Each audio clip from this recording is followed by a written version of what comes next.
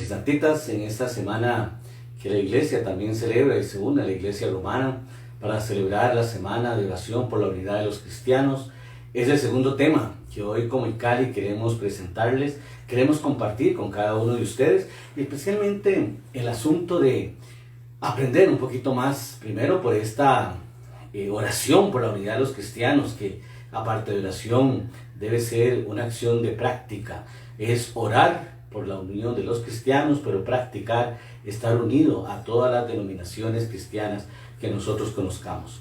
La iglesia romana es artífice en esta actividad de oración por la unidad de los cristianos, pero recordando un poquito la historia, que como ustedes saben bien me gusta, tenemos que recordar a un Juan 23, obispo de Roma, que primero es el que nos ayuda a toda la iglesia universal, primero a que cambie un poquitito la tradición de la iglesia, es el que inicia el Concilio Vaticano II con muchas lecciones y muchas situaciones con respecto a este tema tan importante, la unidad, el ecumenismo, que es otra palabra clave que nos lleva a esta unidad.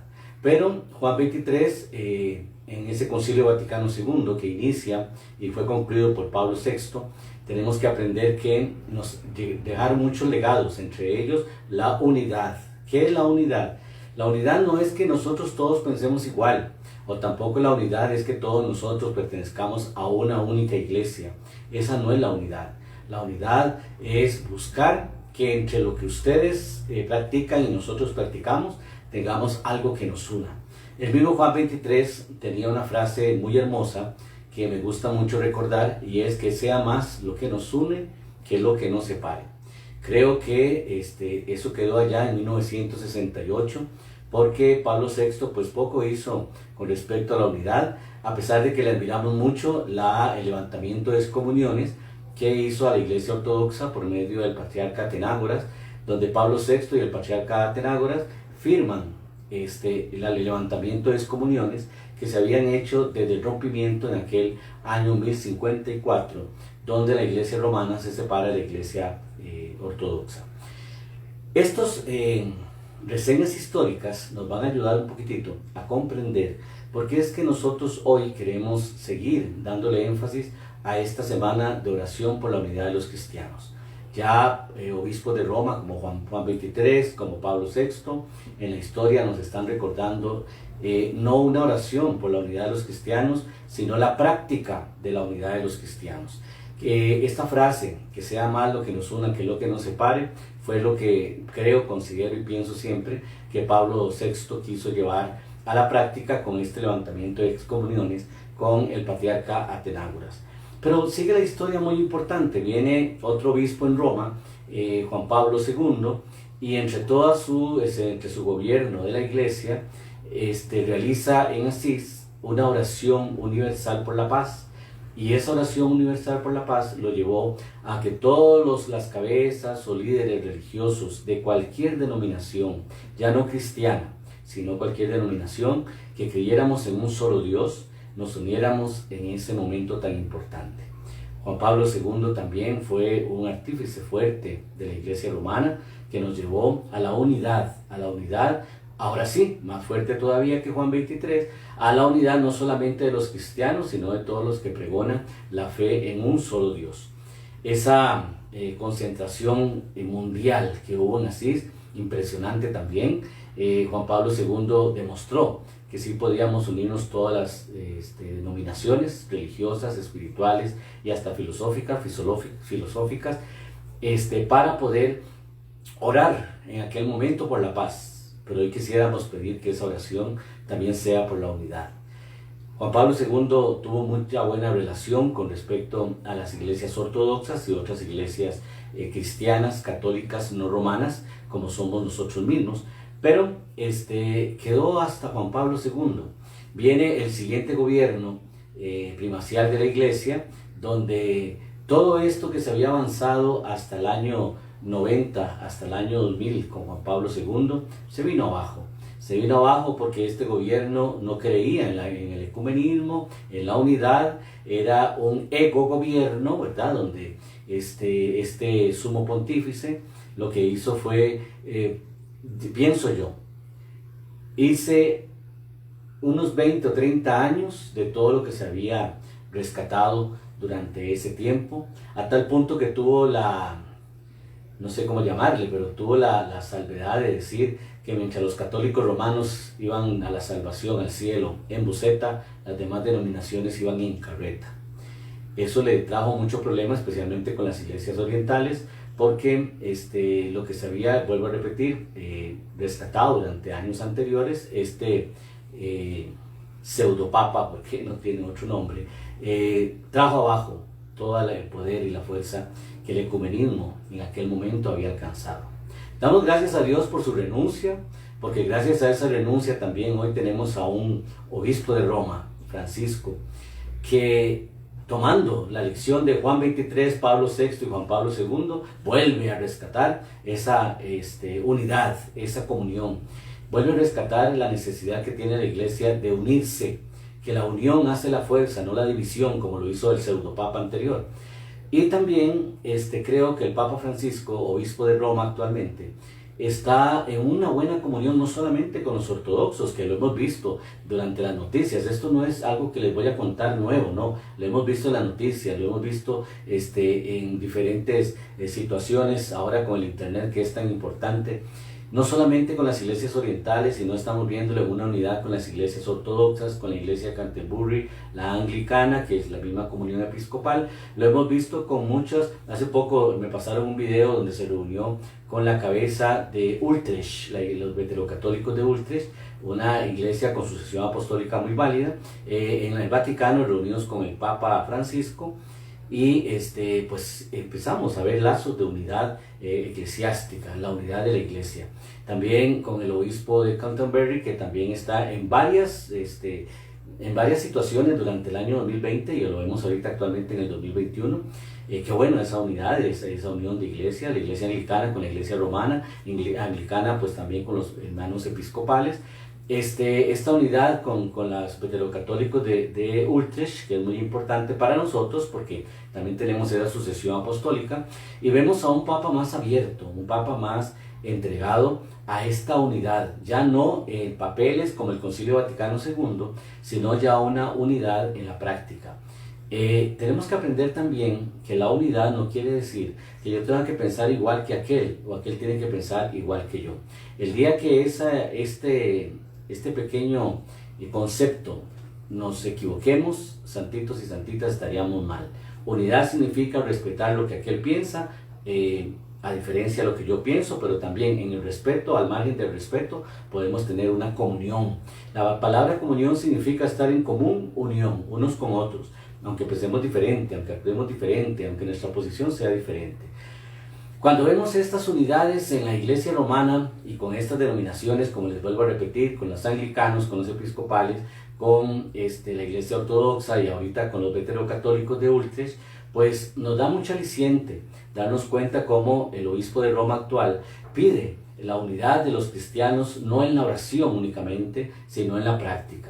Qué lástima que muchos gobiernos, que muchos países, que la iglesia es particular, que la iglesia particular significa que Roma dice una cosa y cada país en su lugar es particular porque tiene otras decisiones. Especialmente en Costa Rica no existe esa unidad de los cristianos, no existe esa unirnos unos con otros. Aquí se unen solo los que la iglesia romana quiere. Aquí hacen reuniones para que todo el mundo los vea, pero solo los que ellos deciden que se reúnan. Y también hay algo muy triste porque lo viví, como nos gusta llamar la atención con directivas y presidentes y todo el asunto, pero aquí quien llevaba la batuta del supuesto ecumenismo que había en Costa Rica era la iglesia romana. En aquel tiempo un sacerdote ignorante que era el que estaba a la cabeza del supuesto grupo de ecumenismo en Costa Rica. Santitos y santitas, en esta semana de oración por la unidad de los cristianos, quisiera tomar el ejemplo del obispo de Roma, Francisco, donde nos hablan no con palabras sino con hechos. La unidad es el respeto en la diversidad. ¿Por qué el respeto en la diversidad? Porque no me hace ni más sacerdote ni menos sacerdote el ponerme un alba o sin alba, una mitra o sin mitra, un báculo o un no báculo. Santitos, la unidad nos hace el servicio. Yo me ordené, me consagré para servir. No me ordené ni me consagré para sacar a la luz todos los ornamentos que tengo, ni sacar a la luz la posición que tengo dentro de la iglesia. Yo me ordené y me consagré para servir. Y como dice la palabra en el Evangelio, cuando nos habla del lavatorio de los pies, que lo veremos y lo viviremos el próximo Jueves Santo, si Dios nos da vida y salud, Jesús con ese acto de humildad nos enseña que cuando ustedes y yo nos ordenamos sacerdotes o nos consagramos obispos por gracia de Dios, estamos llamados a ser humildes, a servir, no a servirnos, que es lo que muchas personas equivocan, ese concepto del servirse al servir. Jesús vino a darnos el ejemplo del servir, no vino a servirse, y pudo haberlo hecho, era el Hijo de Dios. Él tenía todo el poder que verdaderamente quisiéramos nosotros darle, y aún así vino a enseñarnos la humildad, el servicio y la entrega. ¿Qué es entonces el ecumenismo práctico? El que está haciendo el obispo de Roma. ¿Cuál es el ecumenismo práctico? El que lo está haciendo con fe en este momento, y es que todos, varios obispos de diferentes denominaciones, de diferentes pensamientos y criterios, estamos unidos en una misma conferencia episcopal latinoamericana que nos ayuda a que en el pensamiento de los demás entremos al respeto de cada uno de nosotros, de nuestras iglesias y nuestras comunidades. Eso es ecumenismo práctico. El día en que ustedes y yo estemos en un grupo donde nos impongan hacer algo que no queremos, o donde nos digan que tenemos que agradar a los hombres más que a Dios, en ese momento pues nos vamos de esos lugares, porque entonces ya el ecumenismo dejó de ser ecumenismo y se convertiría en una imposición. Ya por años la Iglesia romana en su poder ha practicado por costumbre la imposición. Nosotros tenemos que practicar la obediencia, la humildad, la entrega, y lo más importante que todo bautizado y especialmente todo consagrado tiene es el servicio, llamados a servir. Quise hacer este preámbulo para que entremos a lo que yo quiero comentarles hoy en este segundo día de oración por la unidad de los cristianos, en esta semana tan importante que, unidos a la Iglesia Romana, pues también nos unimos nosotros, la oración por la unidad de los cristianos. Quisiera comentarles que una de las cosas que nos unen, aunque muchas iglesias no lo quieran aceptar, porque ya es muy personal, muy de cada uno de nosotros, es la sucesión apostólica. ¿Qué es la sucesión apostólica? Jesús envía primero a sus 12 al mundo entero a bautizar, envía a sus 12 a perdonar, envía a sus 12 en aquella misma cena del Jueves Santo a que todo lo que hagan en su nombre, a que cuando tomen aquel pan y aquel vino y lo hagan en memoria suya, llevemos la Eucaristía a otras comunidades. Eso lo hizo con sus primeros 12, pero santitos y santitas, en esa cena con esos 12 habían también sus seguidores y sus seguidoras. No eran solamente los apóstoles, sino también habían discípulos, habían discípulas, habían mujeres que servían en aquel momento. Y aquella palabra de autoridad de Jesús que les dice, cada vez que hagan esto, háganlo en conmemoración mía, en ese momento estaba enviando a aquellas personas que compartían con él aquella cena, para que también en la fracción del pan, que era el nombre verdadero que tenía la Eucaristía, era lo que lleváramos a los caminos, porque los primeros cristianos se conocían como los del camino, a los caminos, a las casas, a aquellos lugares en descampados donde se reunían. Pero recordamos que Jesús nos dio la primicia de que cuando nos congreguemos, cada vez que hagamos algo en memoria suya, estamos realizando aquel sacrificio que Cristo nos regaló a partir del Jueves Santo, en aquella cena tan importante.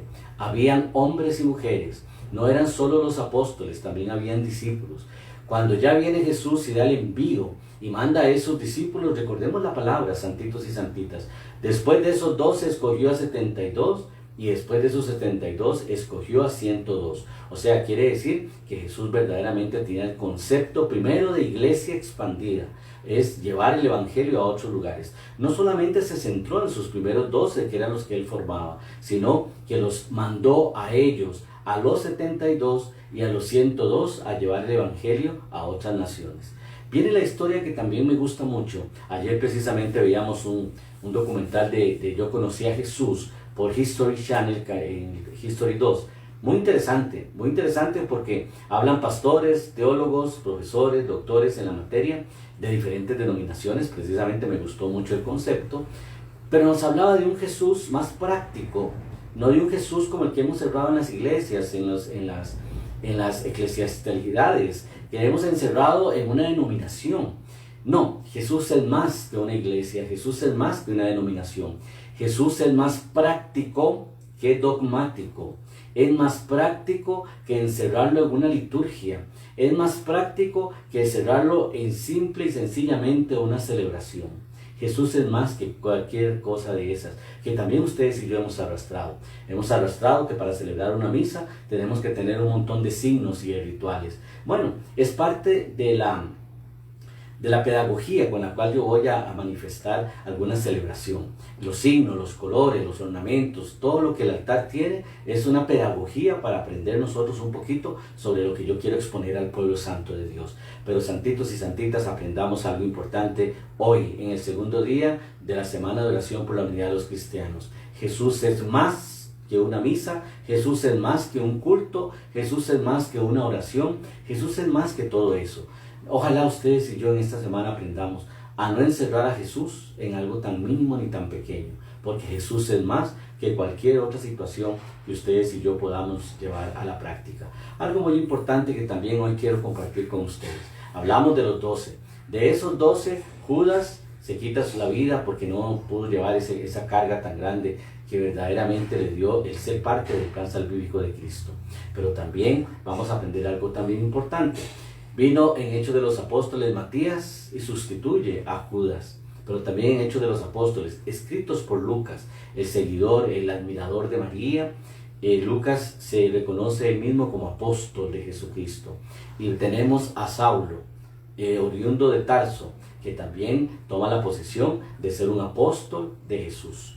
¿Qué significa ser apóstol? Estar cercano al Maestro, estar haciendo lo que el Maestro nos dice. Por eso, estos ya no 12, sino 14, por lo menos escritos en concepto bíblico, vamos a contar en la historia con 14 válidas, por lo menos bíblicamente, 14 sucesiones apostólicas. Porque a quien estos apóstoles les imponían las manos, no solamente les imponían las manos para un envío, para un servicio, les imponían las manos para que esa sucesión apostólica llegara de estos apóstoles o estos discípulos que ellos estaban escogiendo a los lugares donde ellos podían estar. Qué lindo cuando vemos la historia universal, no la historia de una religión o una institución, la historia universal, que nos lleva a comprender que esta sucesión apostólica es tan válida para Roma, tan válida para la ortodoxia, tan válida para los anglicanos y episcopales, tan válida para los luteranos y tan válida para nosotros, iglesias independientes.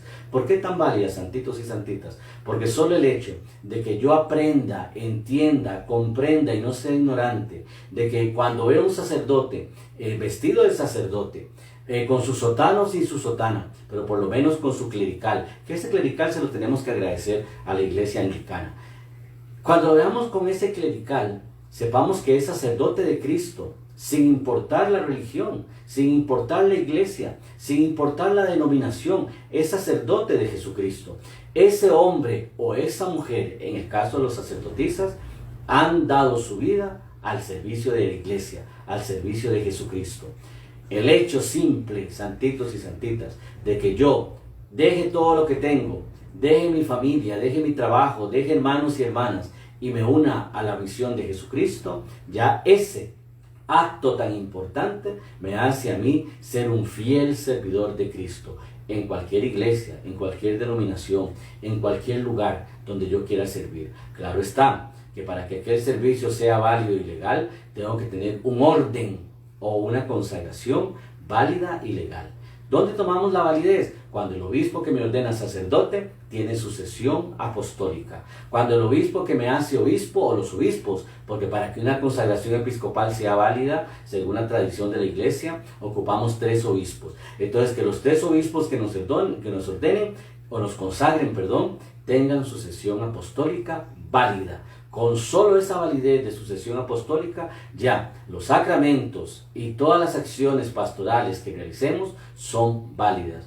Aunque alguna institución llamada Roma diga que aquel es sacerdote o aquel no, aquello es válido o aquello no es válido. Solamente, santitos y santitas, el hecho de que tengamos sucesión apostólica válida, ya eso valida todo lo que nosotros como sacerdotes independientes de iglesias no romanas, todo lo que realizamos sea válido, lícito, legal. ¿Qué es lo que sucede? Vamos de nuevo. A la falta de conocimiento, nos vamos con todo lo que nos digan. Aquel sacerdote es inválido, los sacramentos que haga no son válidos, porque no están en comunión con la Iglesia romana. Pero resulta que antes de morir Juan Pablo II, estando detrás del poder Benedicto XVI, el famoso Ratzinger, firmaron un documento llamado Dominus Jesus. Y Dominus Jesus en el artículo 17 dice: toda iglesia con sucesión apostólica válida y la Eucaristía válidamente consagrada es una iglesia particular, aunque no esté en comunión con el sumo pontífice romano, o sea, el obispo de Roma, aunque no esté en comunión. Qué interesante es que esos documentos, ¿por qué no los leemos? ¿Por qué no los revisamos? ¿Por qué no los buscamos en internet ahora que la tecnología está tan buena? Dominus Jesus 17, toda iglesia con sucesión apostólica válida, los obispos que me consagraron sean válidos, quiere decir que validan todo lo que yo hago. Y la Eucaristía válidamente consagrada es una iglesia particular, aunque no esté en comunión con el obispo de Roma. Eso es muy importante porque está hoy en un documento católico romano, porque está en un documento práctico que es donde ustedes y yo como iglesias particulares podemos darnos ese taco, como diríamos en Costa Rica, de que nuestras órdenes son válidas, por consiguiente, todo lo que hagamos es válido, aunque Roma deslegitimice las cosas que hacemos. ¿Por qué lo hace? Número 1, por falta de conocimiento muchas veces. Número 2, porque es más importante decirle al pueblo no son válidos o son falsos antes de dar toda una catequesis de por qué aquellos son católicos no romanos y por qué estos son católicos romanos. Número 3, por el simple hecho de que perdemos poder. Roma pierde poder cuando acepta algo que es igual que ellos, pero que no quieren verdaderamente ver esa validez de órdenes y sacramentos. Ese tercer punto es muy importante. Y qué lástima porque hoy con el obispo de Roma, Francisco, que sigue hablando e insistiendo durante estos 2 días que llevamos en que dejemos de estarnos dividiendo, dejemos de estar buscando qué es lo más grande o el más importante. Hoy con esta pandemia, santitos y santitas, hemos visto que le vino la pandemia a la iglesia romana como a las iglesias independientes. Están en necesidad la iglesia romana como las iglesias independientes. Quiere decir que si hoy fuéramos uno, como lo dice Juan 23, pero también el Evangelio de Juan, capítulo 17, versículo 21. Padre, que todos sean uno para que el mundo crea que tú me enviaste. Cuando el día que el Espíritu Santo verdaderamente descienda sobre esta iglesia romana, esta iglesia que sigue siendo inquisidora, que sigue siendo y buscando más bien la división, buscando poder, ya tienen mucho poder, pero siguen buscando poder. El día que el Espíritu Santo baje sobre muchos sacerdotes y obispos que lo que hacen es dividir, santitos y santitas, es el día en que te digan a ti, católico no romano, a usted, católico independiente, a usted que tiene sucesión apostólica válida, ayúdeme en mi parroquia, porque tenemos mucho trabajo. El día en que nos unamos a esos detalles, santitos y santitas, empezamos a hacer el ecumenismo práctico, empezamos a hacer práctica el Evangelio de 17:21 de Juan, que todos sean uno para que el mundo crea. Empezamos a decirle a Juan 23, tenía razón con su frase, que sea más lo que nos una que lo que nos separe. Le diríamos a Juan Pablo II que valió la pena aquella oración en Asís, donde oró por la paz, pero nos dio el mejor ejemplo, no solamente era la oración por la paz, y nos dio el ejemplo de la unidad de todas las iglesias, filosofías y teosofías que en aquel momento existían. Que todos sean uno es el objetivo de esta oración por la unidad de los cristianos. Que ustedes y yo, católicos todos, porque la palabra católica significa universal, que no tenemos que estar en todo el mundo, no, somos católicos porque somos universales.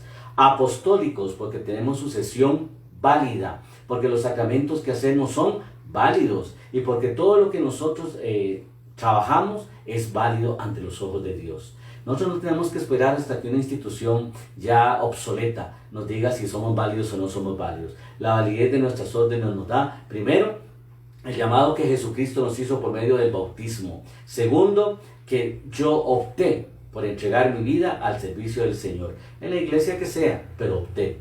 Tercero, porque cuando yo opté y me preparé, hubieron obispos con sucesión apostólica válida que impusieron sus manos en mí y me la traspasaron. Es una transfusión de sangre espiritual.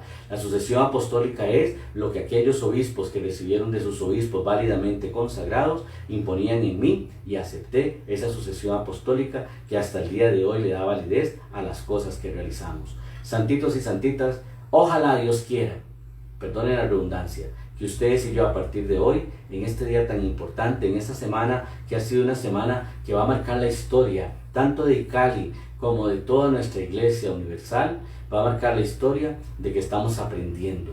Oración por la unidad de los cristianos empieza con la práctica. Empieza cuando yo respeto al otro, aunque no sea de la misma iglesia que yo. Empieza cuando yo respeto los sacramentos o los signos espirituales eclesiásticos que hace otro sacerdote, porque sé que también está en comunión conmigo. El día en que nosotros aprendamos que el sacerdocio de Cristo es uno y que todos los que nos consagramos a su servicio somos o debemos ser uno, ese día ustedes y yo estamos haciendo ese comunismo práctico, y ya no sería la oración por la unidad de los cristianos, sino sería la práctica de la unión como cristianos. Que Dios envíe el Espíritu Santo sobre cada uno de nosotros, sobre nuestras iglesias, sobre nuestros feligreses, sobre nuestros fieles y sobre todas aquellas personas de buen corazón que, engañados también por el poder, engañados también por esa iglesia obsoleta, engañados por esa iglesia inquisidora, que lo único que dice es falso, es impostor, no es válido, esos que hablan esas cosas no han creído nunca en el ecumenismo, mucho menos en la unidad. Y qué lástima cuando nos escuchamos así hablar a los pastores, porque cuando leemos Ezequiel 34 en el Antiguo Testamento, donde vemos a ese Dios que se pone en contra de los pastores y les dice, Ezequiel 34, hoy, pastores de Israel, me nombro su enemigo, porque ustedes se han aprovechado de las ovejas, se han agarrado la mejor lana, han agarrado las más gordas para alimentarse y han vivido de su leche. ¿Qué quiere decir? Ay de ustedes, pastores, cuando no quieren perder el poder.